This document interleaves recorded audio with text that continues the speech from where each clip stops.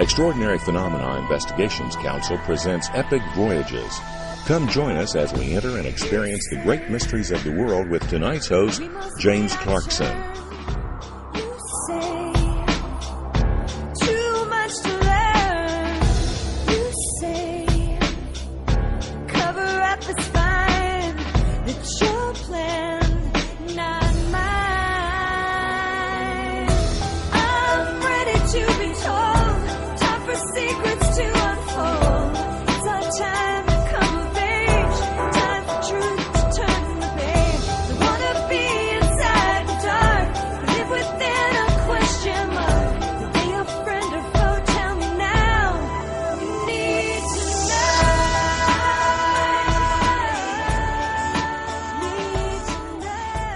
Howdy. Welcome to Epic Voyagers. I'm Jim Mars, your permanent floating, temporary, sometimes stand-in host. But tonight, boy, have we got a show for you. We're going to be talking about one of the most amazing UFO incidents in this nation's history. Unfortunately, it happened a long time ago. I'm not going to say what I was doing, but I was only about 9 years old at the time. And I will be real honest with you. I did not take much notice at that time. But today I think it is a very, very important case. But before we get into this, which of course, this case I'm talking about, of course, is UFOs over Washington, D.C. Now, it stands to reason if people from somewhere else are visiting the Earth, they would want to go to these centers of leadership. So, I've even had people ask me in recent years, well, why don't they go to Washington? Well, they did. And tonight we're going to discuss what happened, how, and why. And I'm going to have some special guests on. Number one is a former intelligence officer who is now retired, and he's going to tell us what he knows and his experience in the Washington area in 1952. And then next, we're going to have one of EPIC's own officers who also was a witness at the time. So stay tuned. This is going to be a good one. But first, let's go back and talk about the background of this story. The reality of UFOs, at least to the population of Washington, D.C., became pretty undeniable on the evening of July the 19th, 1952, when more than 8 objects were tracked on radar at both Andrews Air Force Base and Washington National Airport. They were cruising along at speeds of 100 to 130 miles an hour, but would then accelerate to fantastically high speeds.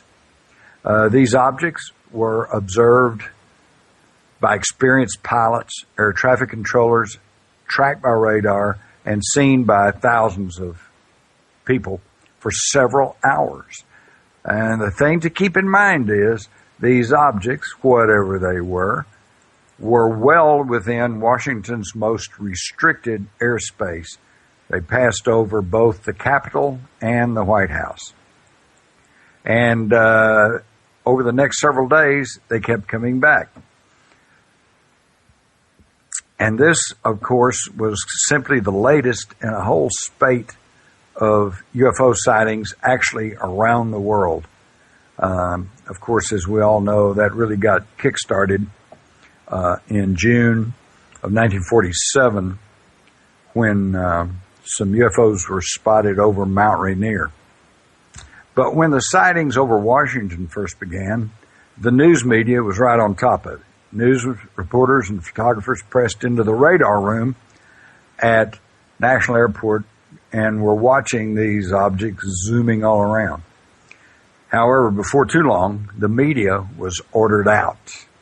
The explanation was that, they might learn classified radio frequencies and procedures that could be used, that were being used to vector the fighters against the UFOs. Captain Edward J. Ruppelt, who was involved in this and later would become the head of one of the first official UFO investigations, Project Grudge, said, quote, "I knew this explanation was absurd because any ham radio operator worth his salt could build equipment and listen in on any intercept." He later said that the real reason for dismissing the media was to prevent them from learning the reality of the UFOs should one be brought down.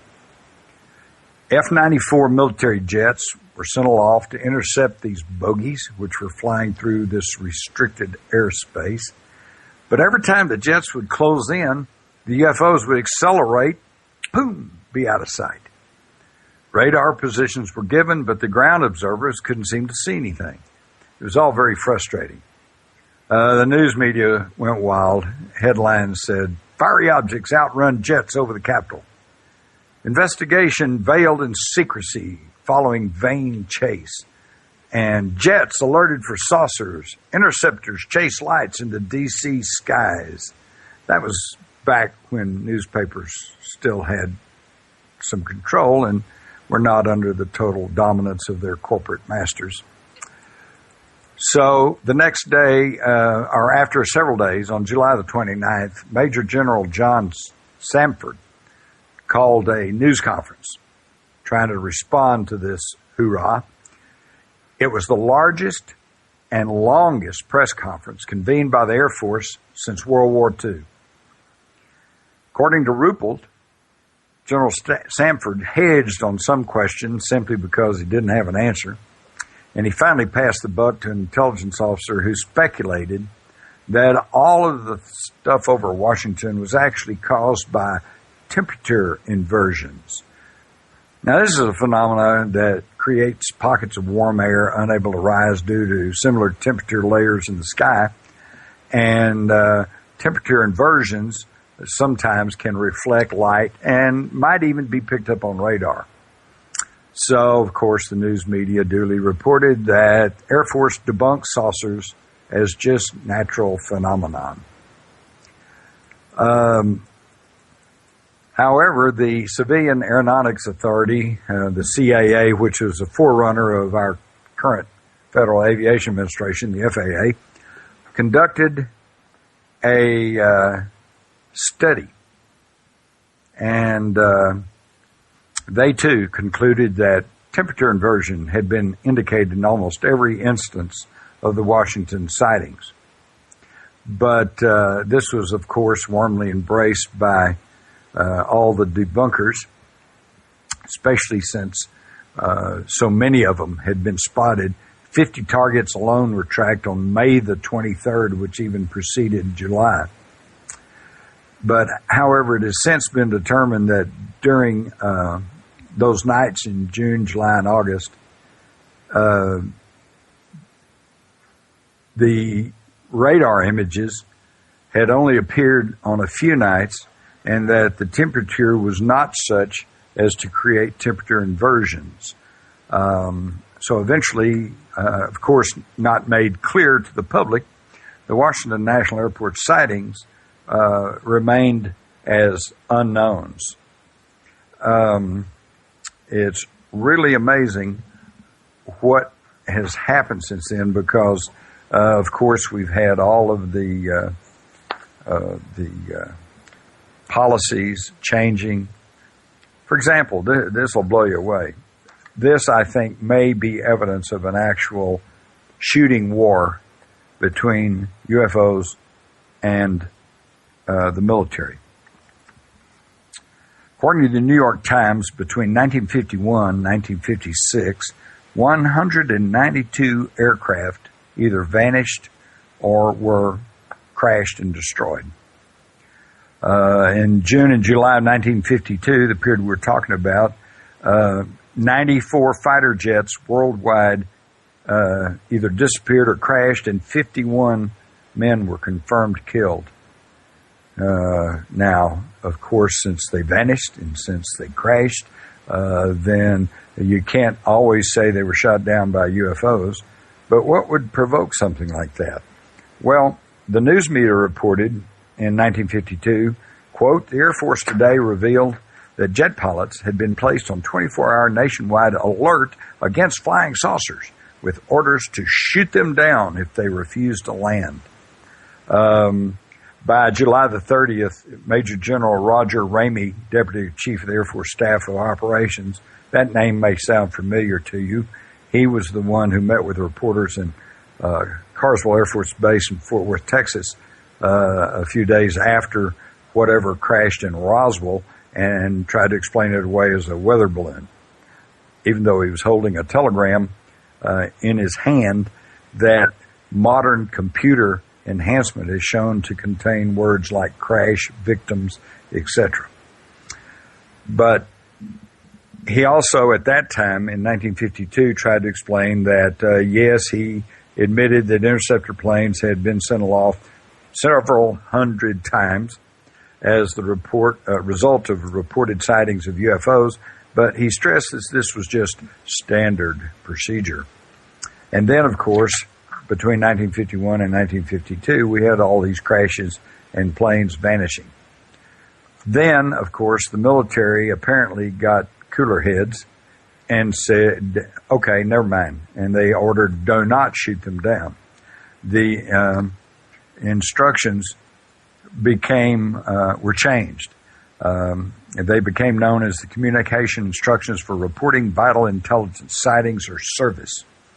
And the orders directed pilots to report UFOs, but keep the reports secret under penalties contained in the Communications Act of 1934 and espionage laws.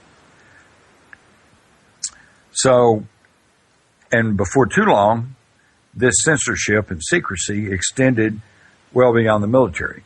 You see, prior to about this time, about 1952, 53, 54, airline pilots were routinely reporting sightings of UFOs. But the procedure at that time was for them to come back, land, and report to their respective companies, which of course really didn't have any means of doing much about it, but at least the reports were there for the public to see. But on February the 17th, 1954, the Air Force officials met with representatives of the major airlines. And at that time, Scripps Howard News Service was reporting that commercial pilots had been citing between 5 and 10 UFO sightings per night prior to this meeting. And the Air Force said, well, they wanted to get the reports in the quickest way, so that they began to take the government military orders known as Joint Army-Navy Air Force Publication 146, or JANAP, and they applied the JANAP rules then to the commercial airlines. The commercial pilots now were not to report directly to their employers, but instead to send reports to the Military Air Transport Service, or MATS, intelligence in Washington, or to the nearest Air Force base. And they were also asked not to discuss their sightings publicly or give them to the newspapers. This prompted one pilot to say, this Air Force policy is a lesson in lying and treed, the big brother attitude carried to the ultimate extreme. Despite the fact that nearly 500 airline pilots signed a petition protesting the JANAP policy, it was still carried through. Someone with a great deal of power was determined to close off public discussions of UFOs. So, back to Washington. What really happened? Was it just temperature aversion? Well, I'm hoping that we have Colonel Paul on the line. Colonel Paul has asked that we not give out his last name because he still has concerns. He worked in intelligence for years, and of course, you learn very quickly you're not supposed to talk. But at this point, he's now 84 years old and has determined that he thinks the public has the right to know about UFOs and the existence of extraterrestrial life. This is Jim Mars talking to you, Colonel Paul, and I've been asked, we're not going to mention your last name, but Can you briefly tell us your background in the U.S. military? I was in military. I was in intelligence in Washington as a civilian. After I graduated from the University of Maryland, and I was in for about 9 years, and then I went to another job in the same building that I was in then, and was a communications specialist. I see. And I understand that in July of 1952, you were in Silver Springs, Maryland. Is that correct? That's correct. Well, what happened to you in Silver Springs then, Paul? Well, I noticed I went outside of my residence, and not my parents' residence, and noticed that there were 9 shining objects in a V formation going due north over the middle of the D.C. area into Maryland, and estimated that they were about 20 miles high. That was higher than any airplane we had at that time. Mm. They continued for about 15 minutes until they were out of sight, and they disappeared as a point of one point of light. Of course, that was at a very large distance. Mm-hmm. They had traveled to the point that I couldn't find them anymore. Did they stay in formation, or did one or more? They stayed in formation, except for there was a V-shaped formation pointing towards the north, and they were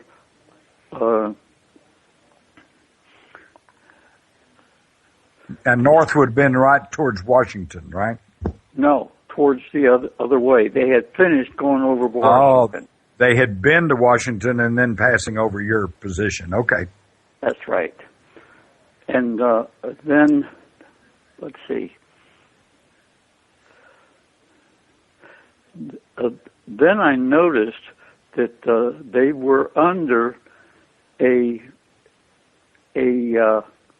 tremendous size invisible dish, which was about 1,000 feet in diameter. Wow. In other words, and I have a sketch here that I'm looking at right now. Mm-hmm. I believe to you, this disc did not appear to be a solid object. No, it did not. You could see right through it, but I figured that they were protecting that one big disc was either the other discs belonged to it, or they were protecting it. I don't suppose in 1952 that too many people were thinking in terms of a energy force field, but would that be a accurate description of what you think that might have been? Yes, I've concluded the same thing.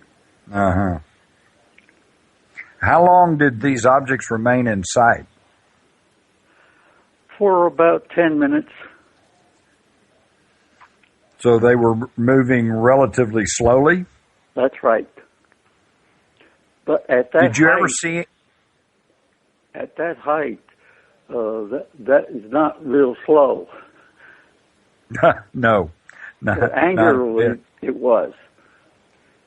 Could you offer an estimation at what speeds they were traveling? Well, no, I hadn't figured that out. Okay. But for 10 minutes, they were over at least New York or New Jersey. Well, that's really moving on. Did you ever, at any time, did you see any of our jet interceptors? Have I seen a jet interception? Did you see at that time any of our interceptors? I did not. Okay. Did you try to contact and tell anyone in authority about what you'd seen? I called the Air Force in the Pentagon, and they just shrugged their shoulders and laughed me off. Didn't tell them my background or anything. So they just thought you were just a civilian calling in? Mm-hmm. And I guess they treated you like they did anyone else. They just blew you off, right? Got the same old. Same old. Well, I understand, though, at some point you talked to a news reporter by telephone, and there may have been even someone else on the phone. Well, that was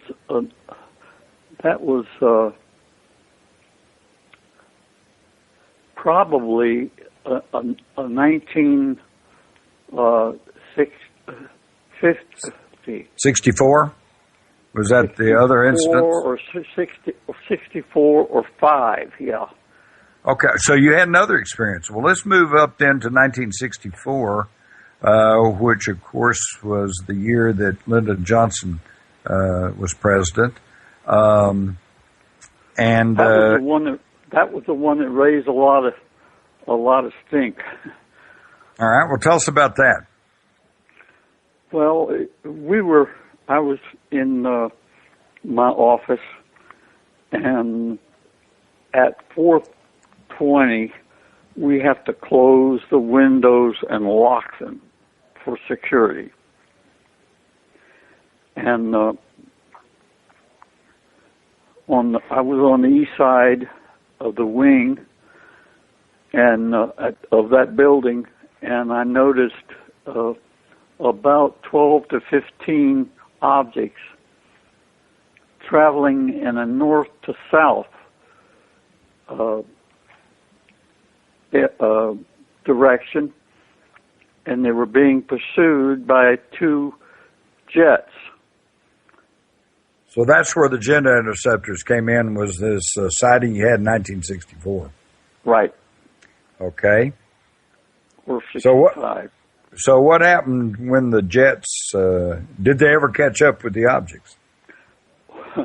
Well, they did, but after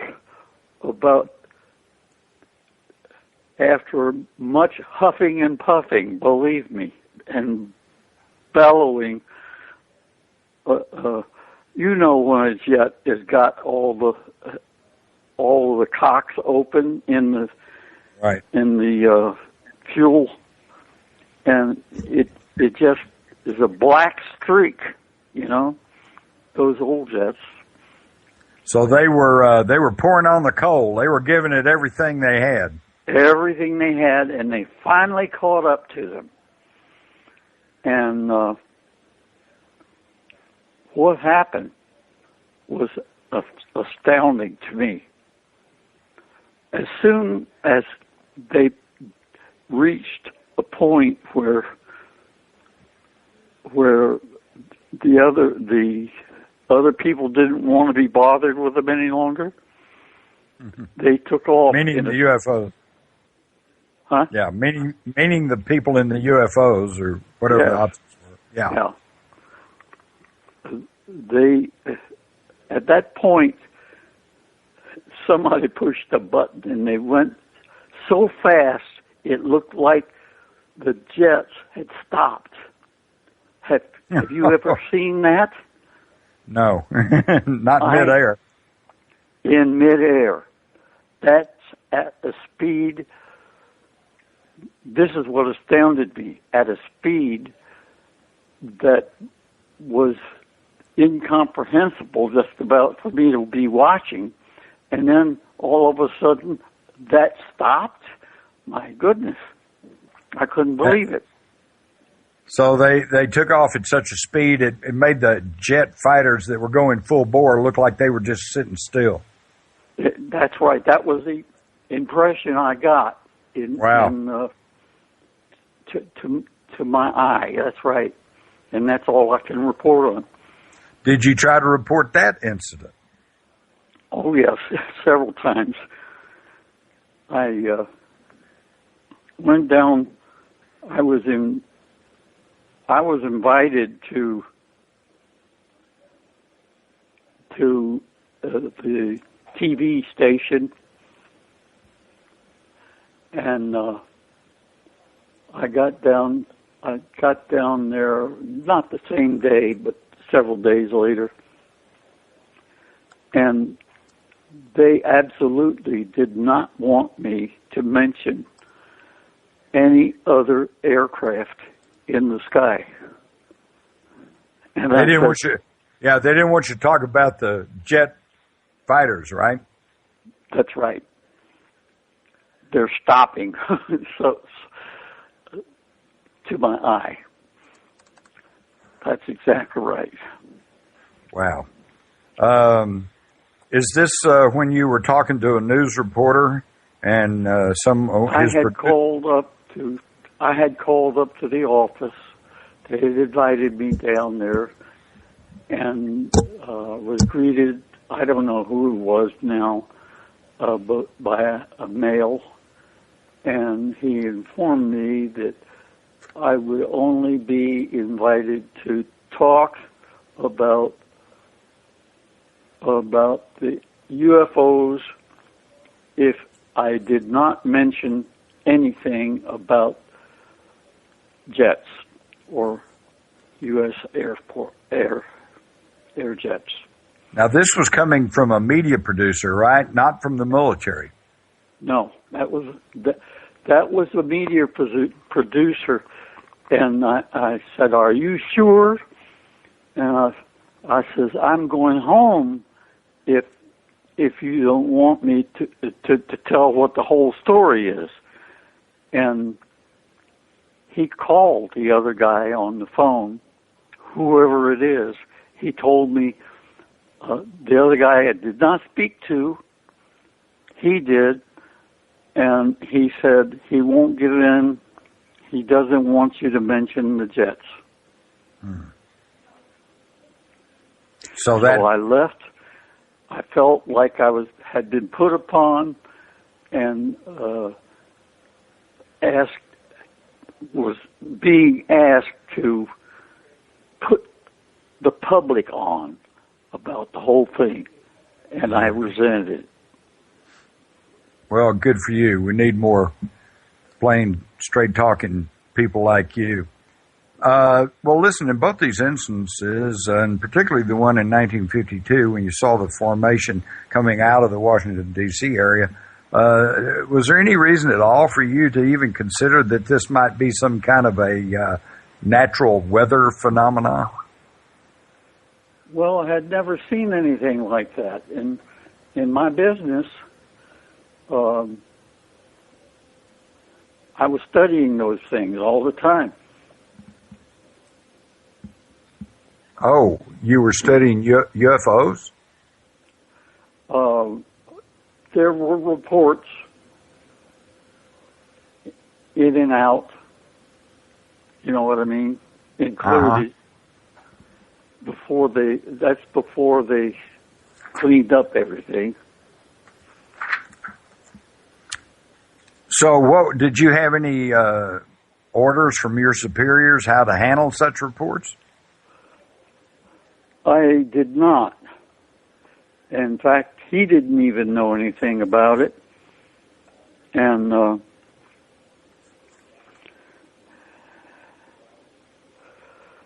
my superior